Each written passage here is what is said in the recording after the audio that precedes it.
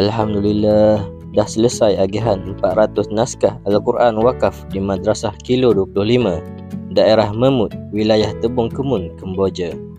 Terima kasih kepada semua pewakaf. Tanpa wakaf anda, misi batuan ini tidak dapat dijalankan.